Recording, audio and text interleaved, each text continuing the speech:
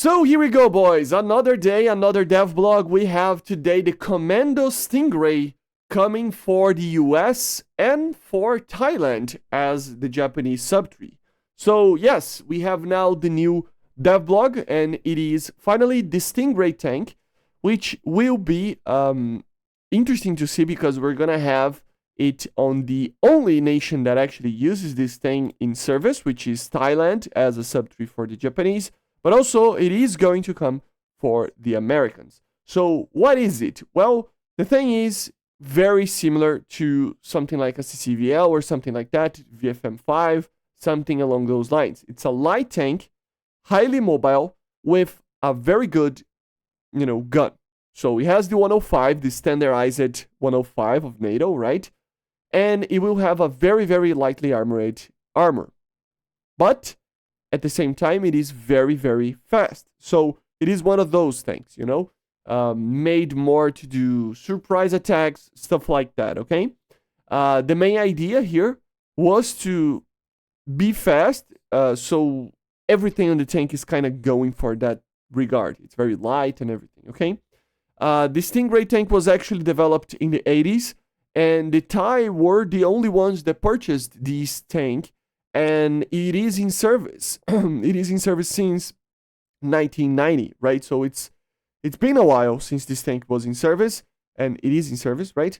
And even in 2011, during conflicts with Cambodia, it was actually, used by Thailand, right? It didn't see proper combat, but it was used by, during that time, okay? In combat, in service, I would say, right? So yeah, it's gonna be a very, very interesting tank. I think I gotta be honest, with me, it's not my cup of tea, but it is something that opens up a little bit for the Japanese tech tree to have a little bit of a different flavor there.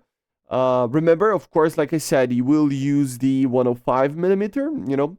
Heat FS, Hash, and APF-STS will be the main rounds, and of course, he will be stabilized with a laser rangefinder. So it's going to be actually pretty good. It has a pretty amazing depression of 10 degrees negative, right? So it means that it is going to be a pretty good surprise attack kind of tank, right? Probably won't have the best depressions looking backwards because of the way that the back of the engine looks like. But remember, this tank is supposed to be very, very small, so it's the way that it is, right? It has also a coaxial 7.62, and of course, a 50 cal on top as an anti-aircraft gun. Okay, and that's kind of it, guys. Nothing else that we need to talk about here. The one thing that I can draw from this is that it is going to be a pretty interesting tank for Japan, I think. For the US, I mean, it's always good to have this type of thing, but it's not like they needed anything different. It's perfect that they are receiving this thing because it is technically an American tank, right? Although you never saw service with the US, it is still made by the US, right? So it needs to come on that tech tree as well.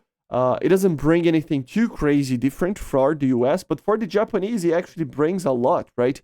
Because, of course, it is a very different tank from what the Japanese normally have. Of course, they have these light tanks, surprise attack kind of situations like the Type 74, but this is a little bit of an American look on that, right? So it is a little bit different, which is great.